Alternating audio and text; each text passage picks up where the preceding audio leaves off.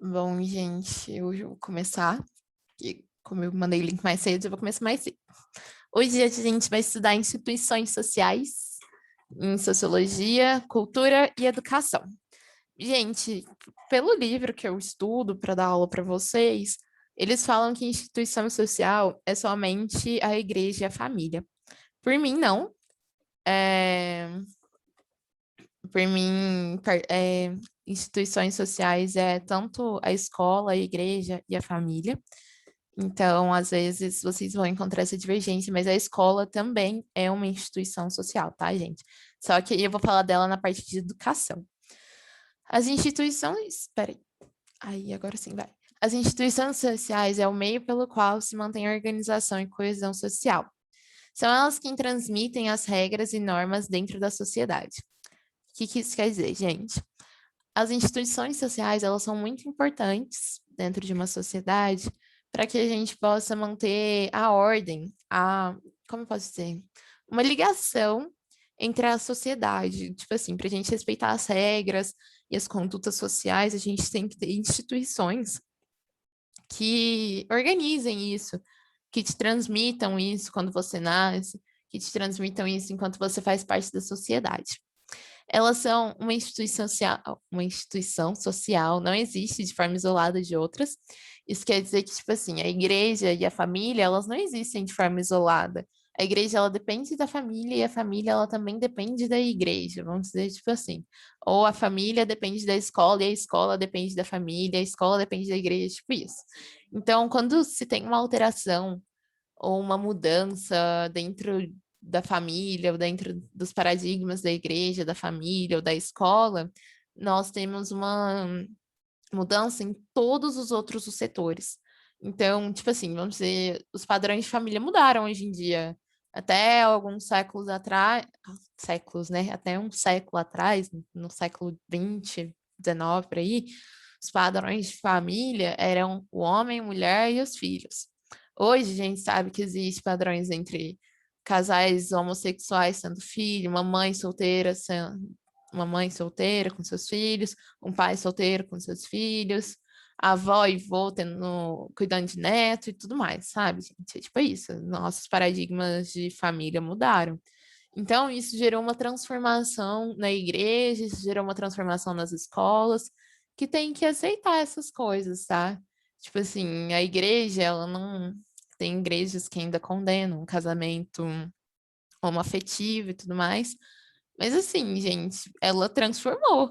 Hoje em dia, há casais homoafetivos que frequentam uma religião, e mesmo a igreja não aceitando o seu casamento, ela aceita a sua presença ali dentro. Então, eles se sentem bem, eles vão lá, eles procuram, tipo isso, entendeu, gente? Então, essa mudança de paradigmas dentro das famílias, ocorreu uma mudança de paradigma dentro da igreja, que ocorreu uma mudança de paradigma dentro das escolas também. Tipo isso, gente. Eu não consigo acompanhar o chat, tá? Mas se estiverem falando só. Ah, vocês estão falando coisinhas fofas. Que fofo, gente. Mas voltando aqui. Aí, a primeira instituição social que eu vou falar é a família. Lembra quando a gente começou o nosso estudo de sociologia? Que a gente falou sobre os grupos primários, secundários e terciários? A família ela é um grupo social primário que é muito importante para a gente poder passar as nossas culturas. A gente tem um afeto, a gente tem um carinho, a gente tem uma conversa mais espontânea, porque ela é um grupo social primário, então a gente tem contato direto, a gente tem um contato todo dia com a nossa família e tudo mais. Então ela se torna uma instituição por seguir e transmitir as regras sociais.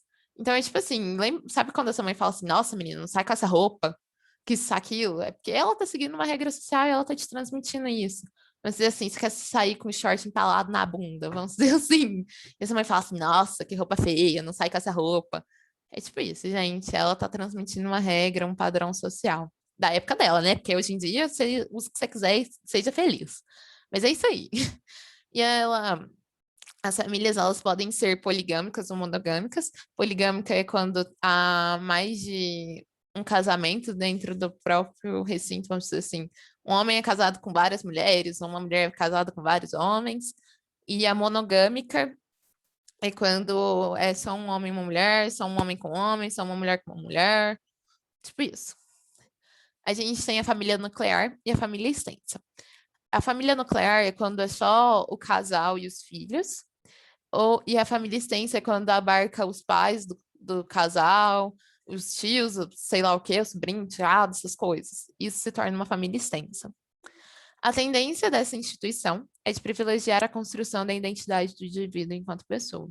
Gente, isso quer dizer que é assim, a instituição família, ela quer formar a identidade do indivíduo. É tipo uma pré-criação do que o indivíduo vai ser dentro da sociedade. Você vai sair de casa, vamos dizer assim, com os seus preceitos familiares.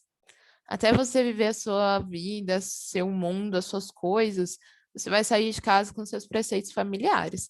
Por mais que você diverge em pensamento, vai ter regras sociais que você vai ter adquirido de dentro dessa casa, tipo, lavar a louça para comer, tipo, arrumar a cama, essas coisas, ou não arrumar, porque dentro dessa casa era assim, sabe? Tipo isso. É para isso que a família está servindo hoje em dia, para ela construir essa identidade do indivíduo enquanto pessoa. Então, ela está ajudando o indivíduo a construir. A partir do momento que você sai de casa, que você vai viver a sua vida longe da sua família, você vai construir a sua família, você passa, a partir daí, a construir mais ainda a sua identidade, a solidificar a sua identidade.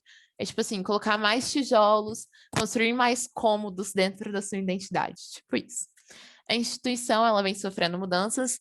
Lembra que eu falei que agora, hoje em dia, a família, ela já não é mais igual a uns 2 séculos atrás, aos séculos passados. Hoje em dia, existem diferentes famílias com diferentes conceitos de diferentes maneiras. É nisso que a família vem sofrendo essas mudanças. Então, a mulher, como chefe de família, igual eu falei, casais homossexuais construindo família e tudo mais, gente. Os fatores que influenciam a transformação do instituto familiar são os casamentos religiosos em queda. A gente sabe muito bem disso, gente, tanto que hoje vários pais de vocês, eu não sei, eles vivem em união estável, não casou. Eu tenho um tio que ele tem, que é o pai do meu afilhado, e ele tem união estável com a minha tia e tudo mais. E assim, eles vivem super bem. Então, não tem casamento religioso, não tem nem casamento no civil. Então, isso representa uma queda. Hoje em dia, a gente vê uma grande aderência à união estável, somente ao casamento no civil, e um afastamento do casamento religioso. A gente tem uma tendência à nuclearização, igual eu falei que a família nuclear é somente o casal e os filhos. Então, a gente tem essa tendência à nuclearização. Eu não sei como é na casa de vocês, mas aqui em casa mora somente eu, minha mãe e meu irmão. E aí, a gente não mora com tio, tia, avô, mãe. Mãe eu moro, né? Mas assim, a gente não mora com tio, tia, avô, vó, sobrinho, sei lá o que, sei lá o que. Não, aqui em casa é só isso, entende? Tipo assim, a gente tem essa tendência. Hoje eu não conheço muitas famílias que são extensas demais, que mora sogra, sogro, essas coisas, tudo dentro da família, sabe? Tudo dentro da mesma casa. Isso aí faz bastante tempo que eu não vejo isso, gente. A gente também tem a união entre os iguais em raça e sexo. Gente, essa parte da união entre os iguais em raça é tipo assim, são negros casando com negros, brancos casando com brancos, pardos casando com pardos, asiático com asiático, essas coisas. Eu sei que hoje em dia a gente prega a diversidade, a gente fala essas coisas, mas a gente tem uma ascensão muito grande disso, da união entre iguais em raça, que é tipo assim, japonês casando com japonês, e não tem tipo muito essa mestiçagem, vamos dizer assim, não tem muito essa união aí de pessoas diferentes. E essa união entre sexo, né, igual eu falei, casais homoafetivos estão tendo mais direitos, podendo casar agora, sendo reconhecido o seu casamento no civil. Então, isso é muito importante também e é o que está mudando o Instituto da Família. A gente tem a inserção das mulheres no mercado de trabalho, graças a Deus, né, gente? Porque querendo ou não, a gente é bem melhor que vocês, homens. Brincadeira, gente, é brincadeira, tá? Mas assim, a gente tem essa inserção da mulher no mercado de trabalho, então faz com que a mulher não fique tanto dentro de casa, não cuide tanto da família, não cuide tanto dos filhos.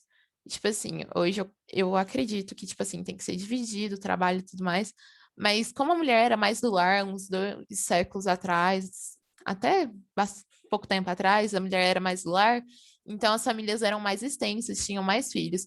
Hoje a gente quase não vê muita família com muito filho, tipo 8, 7, 9, 10. A minha avó, ela teve uns 6 filhos e ela tem, tipo assim, 8 netos. Tipo, eu só tenho um único tio que tem 3 filhos. E, tipo assim, é com esposas diferentes, mas ok. Whatever, não vem ao caso.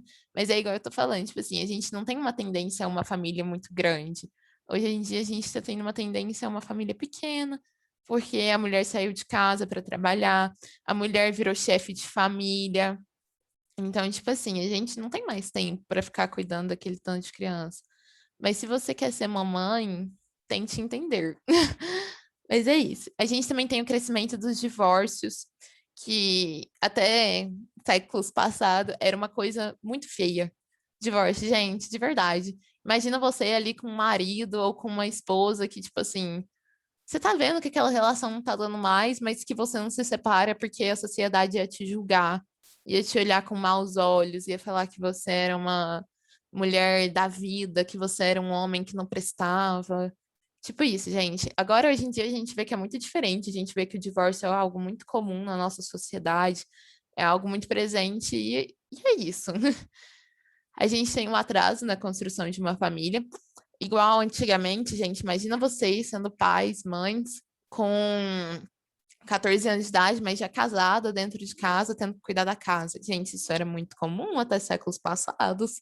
Até o século XIX, mulheres com 20 anos já tinham uma família, uma casa para cuidar, um marido para fazer comida, isso, aquilo. Entende? Então agora a gente está vendo as pessoas saírem de casa, vamos dizer assim, com 30 anos de idade, com 27 por aí, e construindo família com 40, 45, com 35 por aí. Então, tipo assim, é uma mudança de paradigmas muito grande. A gente não chegar a construir uma família com 14 anos. Não que nada te impeça, tá? Você pode ir lá e fazer o que você quiser. Mas ok, voltando ao caso. A gente tem um atraso nessa construção de uma família. Aqui a gente vai ter a. Peraí, agora posso. Aqui a gente vai ter a igreja, que a igreja, gente, nada mais é que uma forma de culto coletivo que você crê em crenças, em coisas sobrenaturais. Gente, não me julguem falando assim, nossa, Deus é uma coisa sobrenatural para ela. Sobrenatural aqui no caso, o que eu quis dizer é que ela está além dos nossos olhos, está além do que nós podemos enxergar. É tipo isso é sobrenatural, tá, gente? Então, toda a sociedade, ela reconhece alguma forma de religião. Aqui no Brasil, a gente é um estado laico, mas a gente reconhece várias formas de religião, que é o candomblé, o espiritismo, o catolicismo, o protestantismo, o evangélico, essas coisas. Então, a gente conhece várias formas de religião aqui no Brasil. E aqui ela pode ser definida como um empreendimento coletivo que se expressa na crença de coisas sobrenaturais. O culto e essas coisas, gente. A igreja ela é a representação física, né? Dessa união das pessoas para expressar o seu culto, a sua crença. E é isso, é um local de reunião dos fiéis para que eles possam cultuar esse Deus, essa coisa que eles acreditam, esse ser sobrenatural. A religião católica ela foi a primeira religião e a única religião do Brasil enquanto colônia, tanto que, assim, não é a única, mas era a oficial, né, do Brasil colônia, porque os portugueses imporam o catolicismo aqui, né? E aí ai, vocês já sabem, né, que o índio foi obrigado a ser catequizado, os negros, os escravos foram obrigados a ser catequizados e tudo mais.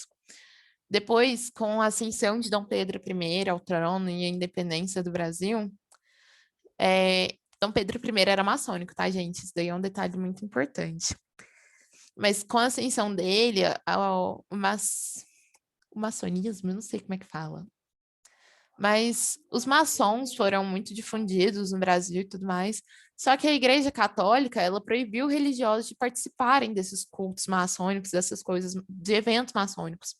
E isso fez com que o Brasil se afastasse um pouco da igreja, porque alguns religiosos continuaram participando, a igreja condenou esses religiosos, e Dom Pedro I, ele tirou a condenação desses religiosos, então eles não precisavam, tipo, pagar nenhuma penitência nem nada. E aí a igreja católica se afastou do Brasil, E aí a gente teve a inserção de novas religiões no Brasil nessa época, e agora, né, mais atual também. Então a gente teve a inserção do Candomblé, que veio com os negros escravos para o Brasil. A gente teve a inserção do Espiritismo, que nasceu na França, no século XIX ou XVIII, um negócio assim, gente. A gente também teve a inserção dos cultos protestantes, que não era uma coisa comum no Brasil, mas que se tornou depois desse afastamento de Dom Pedro. E o ateísmo também está muito presente no Brasil hoje em dia. Ele é até mais expressivo do que algumas religiões, como a muçulmana e outras coisas. Aí hoje o Brasil ele abriga diversas religiões, mas a católica ainda se mostra como predominante, gente. E é isso. De igreja, vocês têm alguma dúvida até agora? Pode falar comigo, tá? Se tiverem. Eu não consigo acompanhar o chat, mas depois eu leio e respondo, tá? Mas ok. Aqui a gente vai ter a cultura. Gente, para quem não sabe o que é cultura, é uma criação coletiva que constrói símbolos dentro de uma sociedade. Ao nascermos, nós encontramos valores, costumes, danças, brincadeiras e meios de manifestar as nossas emoções. Cultura, então, gente, é tudo aquilo que constrói uma identidade coletiva dentro da sociedade. E isso é transmitido por gerações, pela família. Então, a cultura ela é muito importante para a família, e tanto a família é importante para a cultura. A igreja é importante para a cultura e a cultura é importante para a igreja. Tipo isso, gente. A cultura é uma coisa muito importante dentro das instituições sociais. As instituições sociais são muito importantes para transmitir a cultura para as novas gerações. A gente tem o estudo da antropologia. Lembra quando a gente falou de antropologia? Que a gente falava que era o estudo do homem em si, que a gente tentava buscar o homem como um ser social, e que a sociologia é o estudo da sociedade. Então, a antropologia, ela nos leva a refletir sobre a etnografia, e a etnografia, peraí, gente, que eu tenho que colocar lá na página, que eu marquei o negócio, para falar para vocês o que é etnografia. A etnografia, ela faz o estudo descritivo das diferenças culturais humanas, formadas de forma individual. Então, é a construção do indivíduo como um ser cultural e como a cultura influencia na vida desse indivíduo isoladamente. E ela também nos leva a refletir sobre a etnologia, que ela analisa os dados fornecidos pela etnografia e por outras ciências humanas, como a linguística, a arqueologia e a sociologia, procurando apresentar explicações sobre a estrutura e o desenvolvimento de uma determinada cultura ou do conjunto de todas as culturas. O que é isso, gente? A etnologia, então, ela estuda a cultura de forma geral e a etnografia de forma individual. E elas analisam a cultura dentro do meio social e como ela influencia em tudo. Tipo isso. Aí a gente tem a cultura material, que ela é definida pelas roupas, objetos, casas e etc. Gente, é igual, tipo assim, sabe quando a gente vai pro sul? Eu nunca fui, mas assim, já vi fotos de Blumenau e essas coisas, que as casinhas, elas são de tipo, com um triângulo. São tipo cabanas, assim, sabe? Que o telhado é em forma de triângulo. Aqui em Passos tem uma, mas eu não sei se ela ainda existe, né? Se já não derrubaram a bendita da casa. Mas tem uma casa que é tipo assim, que ela é em formato de triângulo. E aí, para lá é muito comum, porque quando você faz essa casa em formato de triângulo, ela facilita para a neve escorrer, e lá neva, né? Então, para eles é muito comum esse tipo de casa. Agora aqui, imagina a gente fazer uma casa em formato de triângulo, vai ser tipo chacota, porque para que vai servir uma casa em formato de triângulo? Para nada, né, gente? Porque aqui não neva. Aqui faz um calorzão do caramba até no frio. Então, é isso. Aqui a gente já tem casas mais, tipo, quadradas, com laje, com essas coisas. E é tipo isso, entendeu? Tipo, é uma cultura diferente dentro de um mesmo país. Mas agora, se a gente for comparar as casas do Brasil com casas de países frios, a gente vai encontrar essa tendência nos países frios das casas serem triangulares para poder escorrer a neve, ou deles poderem fazer tipo uma calha mais facilitadora para a neve quando ela derreter, escorrer e tudo mais. Tipo isso, e aqui no Brasil a gente não tem muito isso, porque igual eu falei, aqui não neve e tudo mais.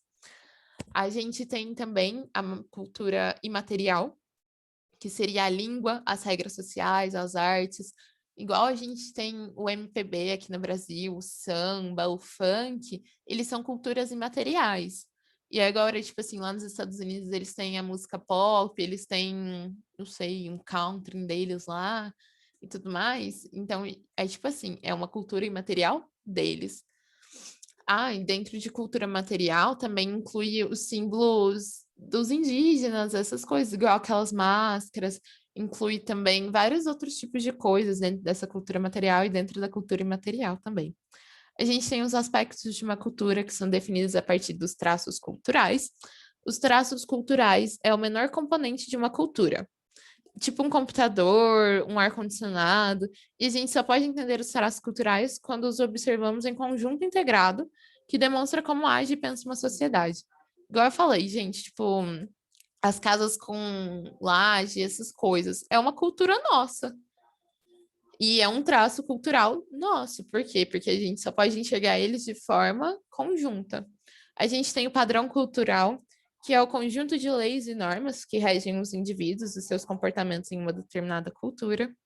A gente tem o complexo cultural, que é a combinação dos traços culturais de uma sociedade. E a gente tem a área cultural, que é o território onde essas culturas se desenvolvem. Os aspectos ou os componentes de uma cultura, ele dão ao indivíduo a capacidade de pensar e interpretar o mundo, dando significado à realidade e fazendo esse indivíduo desenvolver novas ideias e comportamentos. É tipo assim, nosso significado de mundo, a partir da nossa cultura, ela vai criar uma identidade daqueles.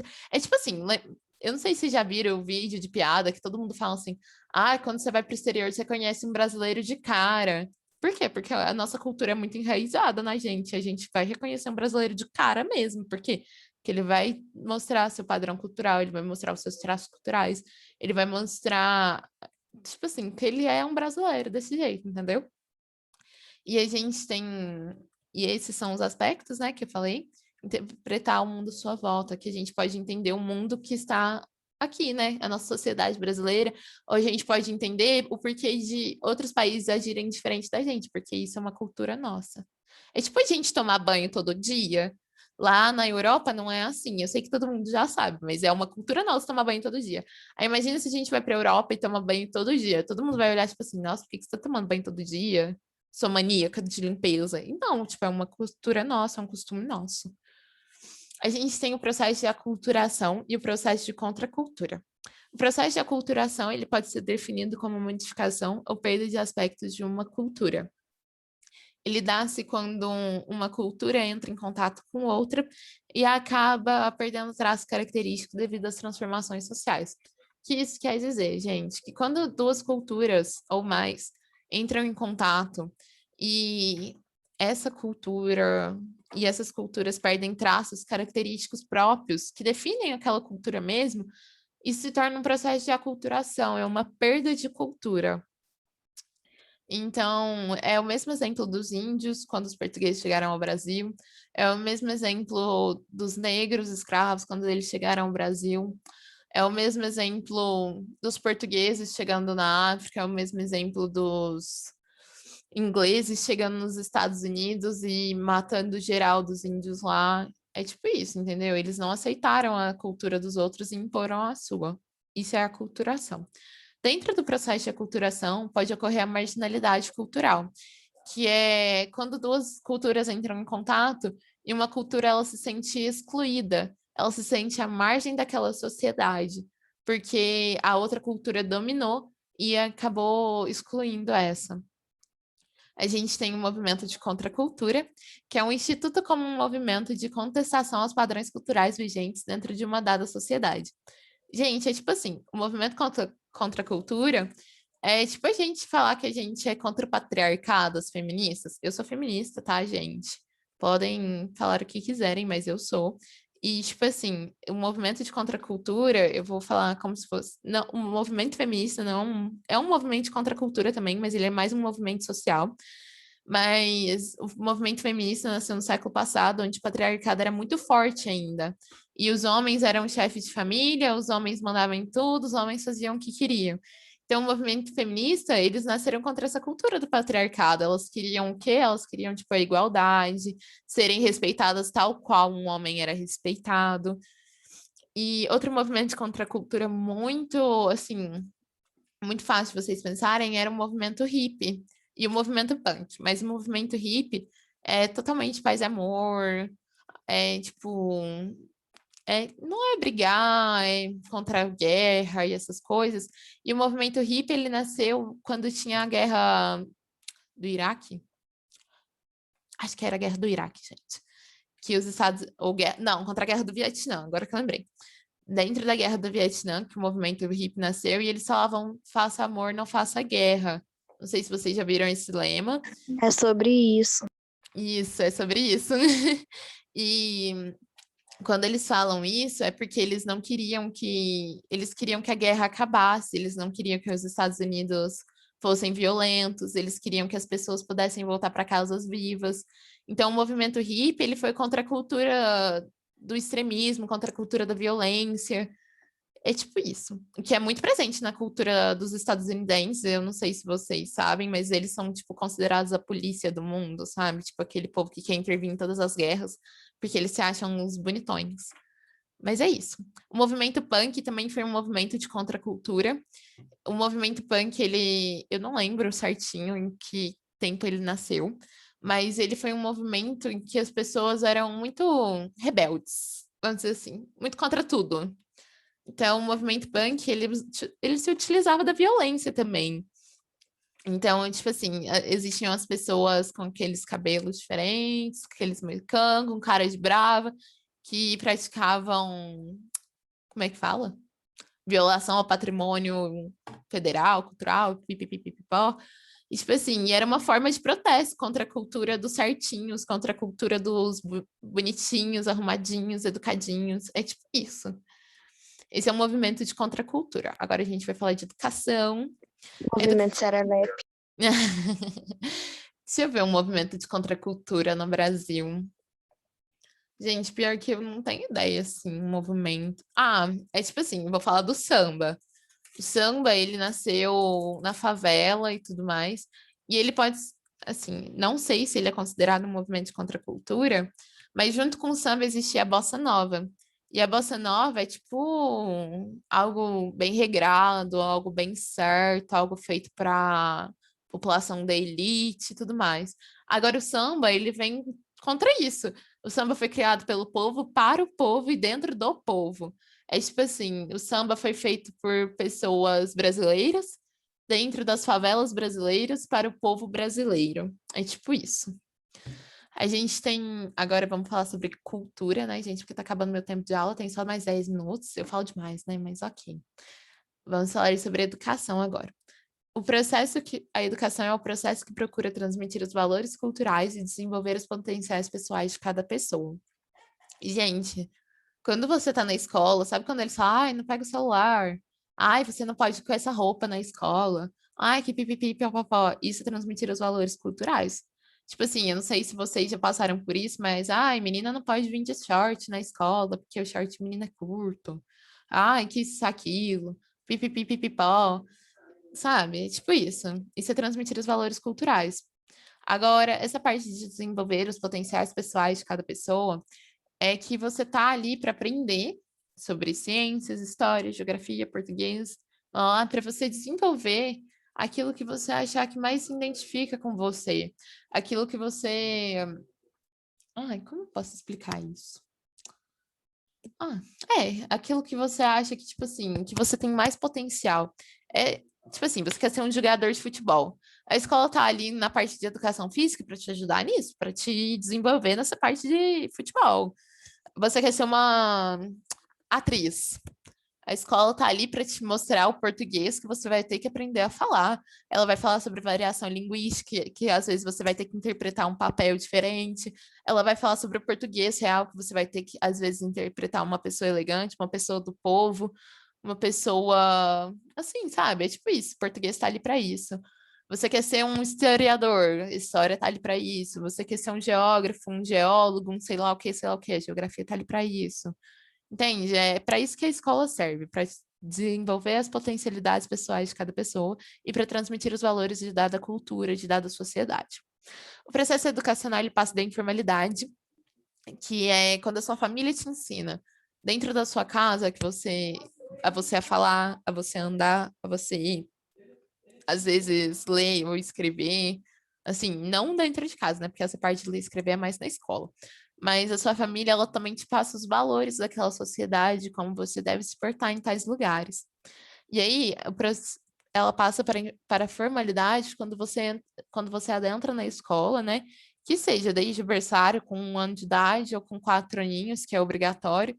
Mas quando você passa para a escola, aquele ensino passa a ser formal. Você passa a ter uma professora que vai te ensinar sobre aquelas coisas, sobre como é a letra A, como é a letra B, como é o alfabeto, como é os números, o nome das cores e tudo mais. E como você se porta dentro da escola, respeitando a professora, respeitando o coleguinha, respeitando a diretora, a tia da cantina, e tudo mais. A gente, no século atual, a educação ela se transformou em uma fonte de riqueza e conhecimento social. Gente, deixa eu perguntar, vocês estão aqui para entrar na faculdade, certo?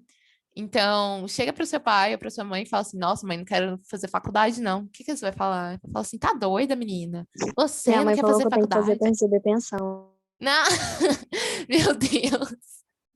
Não, a minha mãe. Brincadeira, isso aí fui eu que falei. Quando a minha mãe. Quando eu falei pra minha mãe, eu falei, ai, mãe, tô desanimando da faculdade. Ela falou assim: tá doida, menina, você tem que formar, precisa ser alguém. Fiquei tipo assim, ai, mãe, me poupa. Tem gente que nem faculdade tem, é milionário. Hello. Mas esse daí não é o meu caso. Não tem como eu virar milionária da noite pro dia, só se eu ganhar na Mega Sena. Mesmo se eu ganhar na Mega Sena, eu acho que eu vou acabar gastando meu dinheiro, então eu tenho que me formar para eu poder ter pelo menos uma conta, assim, sabe? Para poder guardar o meu dinheiro, para poder organizar, assim, sabe? Então, é tipo isso, gente. Seu pai e sua mãe vai falar assim: você tá doido, você tem que estudar. Porque eu não estudei. Às vezes eu não sei se seu pai ou sua mãe já estudou, se é estudado ou não. Mas assim, a minha mãe ela é formada e meu pai não era, mas ele falava para mim: não, você tem que estudar porque eu não me estudei, eu arrependo, que isso, aquilo. Tipo isso, gente. Então, hoje, a educação, ela se transformou numa coisa de riqueza e reconhecimento social. Tanto que você fala, nossa, eu tô me formando para ser advogada. Aí você fala assim, nossa, que bom, que isso, aquilo. Ou, nossa, tô me formando para ser médica, as pessoas começam a te tratar de diferente. Tô me formando para ser professora. Agora você fala assim, ah, eu não tenho faculdade, não, e nem quero fazer. As pessoas vão te tratar diferente, não vai? E ela fala assim, nossa, mas por quê? Por que que você não faz? Que isso, aquilo? Mesmo se você não gostar, só termina. E tudo mais, gente, é desse jeito. Isso também, ele impõe uma expectativa no ser de se ter um grau de estudos mais avançado. Tipo assim, quando você vira o seu colega e fala assim, nossa, não quero fazer faculdade, não. Aí seu colega vira e fala assim, nossa, mas por que que você não quer fazer? Tem que fazer, você estudou até aqui pra nada, que isso, aquilo, sabe? Tipo isso. Os principais problemas que envolvem a educação é, é o analfabetismo, né, gente? Todo mundo sabe o que é o analfabetismo, que são as pessoas que não frequentaram a escola, então elas não sabem nem ler nem escrever. Ou às vezes a gente também tem o analfabetismo estrutural, que as pessoas elas até vão na escola, mas elas têm muita dificuldade em ler e escrever, de escrever até o próprio nome às vezes e tudo mais. Isso é o analfabetismo estrutural. A gente tem a taxa de escolaridade. No Brasil, a gente tem uma taxa de escolaridade não muito alta, tá, gente? Cerca de 33% da nossa população em 2012 era analfabeta. Tipo assim, de não saber ler e escrever. E isso é muito, gente. 33,6% é muita coisa dentro do Brasil. Porque, tipo assim, tem países que não estão em condições tão melhores como a nossa. Tipo, Cuba. Cuba, ela tem uma educação perfeita, gente. Eu não tô brincando. Eu tive um professor no ensino fundamental que ele morou em Cuba por uns anos. Ele falou assim que lá a educação é muito boa, que tipo assim, as pessoas elas estudam mesmo, e elas se formam e tudo mais. E aqui no Brasil, e lá era tipo 0,8% a taxa de analfabetismo. Então 33,6% é muita coisa, sabe? Então a gente tem que melhorar essa parte. Tá diminuindo a taxa de analfabetismo dentro do Brasil, mas a gente ainda tem que melhorar muito. Em relação ao acesso ao ensino superior, hoje em dia a gente tem os programas, né, de acesso ao ensino superior, que é o ProUni, o... Como é que é aquele lá do... Ai, gente. É o ProUni, o... Como é que chama aquele de financiamento? FIES. O ProUni e o Yes, não FIES. é? Isso, o FIES. O ProUni e o FIES que são muito importantes para ajudar as pessoas. A gente tem programas de bolsa, a gente tem programas de que ajudam o aluno a se sustentar fora de casa, porque às vezes na própria cidade não tem faculdade. Então, tipo assim, hoje em dia a gente tem um melhor acesso, mas ainda é difícil para algumas pessoas pela sua carência, pela dificuldade mesmo de ir e voltar e tudo mais. Então a gente precisa melhorar mais ainda, mas o ProUni, o FIES e essas bolsas de estudo ajudam muito. E a gente também tem a parte de infraestrutura precária das escolas e universidades. Gente, eu não sei se vocês conhecem a UENG e tudo mais, mas a UENG, tipo assim, ela tem professores maravilhosos e ela tem polos muito bons, mas ela não recebe muita ajuda de custo do governo. Tanto que o pessoal de medicina, eles não têm um laboratório, nossa, maravilhoso para estudar medicina. Mas a gente está lutando pelos nossos direitos e a gente vai correr atrás. Igual o curso de direito da UENG, que é o que eu participo, a gente está tentando correr atrás de concurso público para os nossos professores, porque é o único curso da UENG que não tem concurso público, vocês acreditam? Justo de Ah, direito. não, ué. Justo de direito, gente. Ah, Mas não, vai dar não, tô certo. bobo.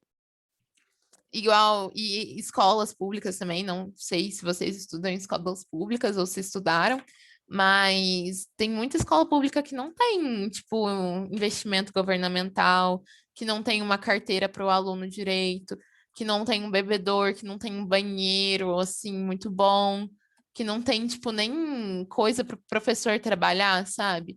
Não é o caso da minha escola pública que eu estudei, que foi, eu estudei no estadual, mas aí depois do meu ensino médio eu fiz em escola particular porque eu ganhei bolsa. Mas o estadual, ele é muito bom. Eu não sei se alguém estuda lá na Júlia Kubitschek, mas lá é muito bom. E aí, tipo assim, ele recebe uma ajuda de custo do governo muito boa, ele recebe investimento, mas tem escola aqui em Paz que não tem as mesmas condições que lá. E é tipo isso, gente. Eu só tenho mais um minutinho. Então, se vocês quiserem tirar dúvida, tirem agora. Se não tiver dúvida, boa noite. E eu tava com saudade da aula, assim, pra vocês, tá, gente? Não vou negar. Ai, que fofa, Block. Alguém tem dúvida, alguma coisa? Gente, eu não sei se eu consigo acompanhar o chat. Por mim tá tranquilo. Eu tô tranquilo. Gente, eu concordo que entre escola estadual e municipal é gritante a diferença. Muito, muito mesmo. É muito, né? Na municipal que eu estudava, Hum, quando eu tava no pré, podia vender sorvete, essas coisas assim. Aí era bom, sim. porque eles pegavam dinheiro e investia. Depois que cortou isso, ficou horrível. Pois é, as escolas municipais que eu estudava quando eu era criança, nossa, elas eram maravilhosas. Eu estudei na Luzias de Abreu e, gente, lá era muito bom. Tipo assim, tinha um recreio bom,